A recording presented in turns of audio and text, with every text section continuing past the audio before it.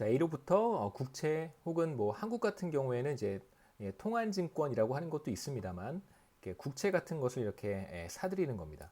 그럼 중앙은행이 국채를 A로부터 받았고요.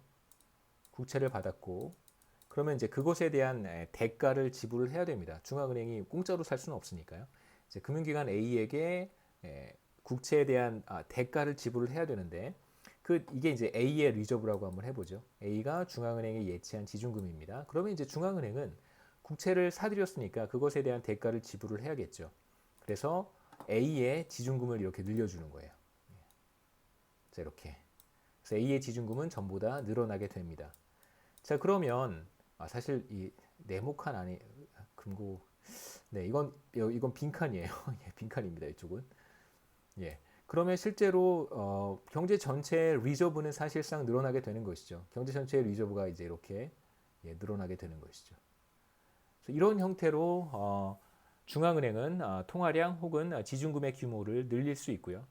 자, 반대로 중앙은행이 이번에는 통화량을 줄이고 싶다면 혹은 지준금의 규모를 줄이고 싶다면 이제 반대가 되는 거래를 수행하면 됩니다. 그래서 이번에는 국채를 사들이는 게 아니라 국채를 파는 거죠. 예. 국채를 팝니다. 자, 그러면 국채를 판다는 것은 이제 국채가 이쪽으로 가는 것이고요. 자, 금융기관 A가 이제 국채에 대한 대가를 중앙은행에 지불을 해야 됩니다. 그렇다면 자, 이제 늘어났던 지준금이 줄어들어야 되겠죠. 자, 이렇게. 자, 이제 다시 그것에 대한 대가를 지불했으니까 A의 지준금이 빠져나가고요. 이 지준금의 일부를 이제 중앙은행한테 주는 것입니다. 그럼 이제 A의 지준금은 전부 다 이렇게 줄어들겠죠. 자, 그렇게 되면 이러한 그 거래가 여타 다른 은행들 금융기관에서도 이루어진다면 그러면 이제 중앙은행이 보유하고 있는 지준금의 규모가 줄어드는 것입니다. 지금 우리가 보고 있는 중앙은행이 통화량을 조절하는 방식이 바로 오픈마켓 오퍼레이션이라고 하는 것이고요. 공개시장 조작 정책이라고 합니다. 그래서 중앙은행이 뭐 주로 국공채겠죠. 정부가 발행한 채권, 대한민국 정부가 발행한 채권, 국채 이것을 이제 거래함으로써 중앙은행의 그 지준금의 공급 곡선을 오른쪽으로 이동시킬 수도 있고 왼쪽으로 이동시킬 수도 있습니다. Q를 늘리고 싶다면 그렇다고 한다면 시중은행들이 가지고 있는 국채를 매입하면 되는 것이고요. 반대로 Q를 줄이고 싶다면 시중은행들에게 국채를 팔면 됩니다. 그래서 통화량을 흡수하면 되겠죠. 그래서 한국에서는 어떠한 형태로 오픈마켓 오퍼레이션을 수행하고 있냐면 통화안정증권이라고 하는 것이 있어요. 통안증권이라고 줄여서 부르는데 이것을 발행을 해서 뭐 매입하거나 매각하기도 하고요. 그 다음에 이제 아까 잠깐 말씀드렸던 환매조건부 증권, 환매조건부 채권 다 괜찮습니다. 자, 이것들을 거래를 함으로써 지준금의 규모를 그러니까 캐시의 규모를 뭐 늘릴 수도 있고 줄일 수도 있고 한국은행이 수행하는 이제 대표적인 공개시장 조작 정책이라고 할 수 있겠습니다. 그래서 사실 통화 정책에 있어서 기준금리라고 하는 것을 인상하거나 인하하는 것과 더불어서 오픈마켓 오퍼레이션이 사실상 매우 중요한 중앙은행의 통화 정책이라고 할 수 있습니다. 저희가 이제 기말 시험에 대한 얘기를 제가 미리 좀 했었어야 되는데요. 그래서 기말 시험은 우리 온라인 시험으로 진행을 할 거고요. 문제는 대략 한 20문제 정도를 생각하고 있습니다.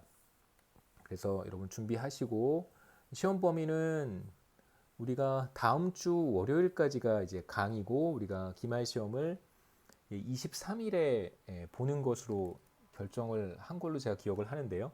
그래서 23일 우리 기말 시험 보니까 그 전날 시험 범위는 6월 22일까지 할 거고요. 그 다음에 과제는 계속해서 하나 더 나갈 거예요. 이번 주에 과제가 하나 지금 나가 있고요. 그 다음에 우리 25장 끝나면 또 25장에 대한 과제를 제가 다음 주에 여러분 출제를 하도록 하겠습니다. 그리고 아마 26장은 전체 내용을 우리가 커버하지는 못할 것 같고요. 시간 관계상 어려우니까 우리가 커버한 부분까지 뭐 제가 한번 생각해보고 네, 뭐 알려드리도록 하겠습니다. 시험 유형은 우리 이 클래스에 그 시험 볼 수 있는 시스템이 잘 돼 있어요. 그래서 제가 다른 과목에서는 중간 시험 때 한번 시도를 했는데 괜찮습니다. 그래서 한 문제 풀고 1분 간격으로 제가 문제를 출제를 하려고 하는데, 그래서 1분 안에 문제를 풀고 나서 한 1분 정도 쉬는 시간이 있고요. 예, 다운타임이 있고, 그래서 1분 쉬었다가 다시 이제 1분 시험 보고 뭐 그렇게 하시면 되겠습니다. 그래서 뭐 그 학생들이 부정행위에 대한 염려가 굉장히 많았었어요. 중간 시험 때 많았었는데, 그래서 뭐 학교 차원에서 여러 가지 무슨 뭐 대책을 세워주지는 않고 여론조사에서 교수들 여론조사에서 뭐 의견 수렴한 거 보내주더라고요.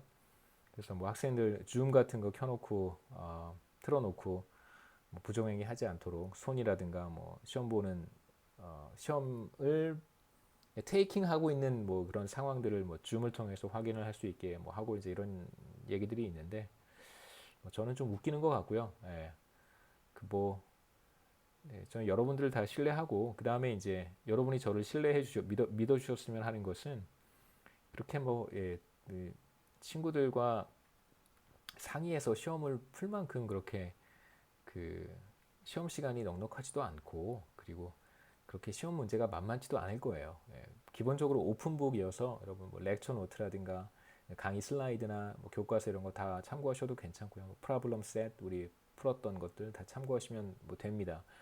그래서 이제 문제는 뭐 그 누구와 이제 연락을 하고 커뮤니케이션을 해서 더 뭐 결과가 나아질까 이런 생각이 들 만큼 제가 시험 문제를 그렇게 만들어서 낼 생각이기 때문에 뭐 굳이 저는 그런 생각이 들어요. 만약에 어떤 학생이 여러분들한테 줌 켜놓고 시험을 보겠습니다라고 하면 저는 싫은데요라고 할 학생은 없을 거라고 생각합니다.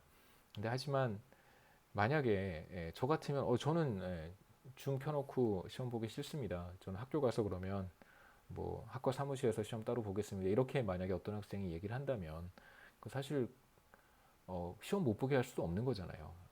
그러니까 우리가 지금 말도 안 되는 상황에 다들 처해 있기 때문에 서로 협력하고 돕고 그다음에 뭔가 이렇게 더 나은 방법을 찾아가는 것인데 저는 그래서 그냥 줌 같은 거 켜놓지 않고요. 여러분 그러니까 편하게 시험 시간은 우리 클래스가 시작하는 시간 10시 반부터 대략 한 40분에서 40분 정도에서 45분 정도의 시험을 보도록 하겠습니다. 그래서 10시 반부터 뭐 한 11시 한 10분, 15분까지 시험을 보도록 할 거고요.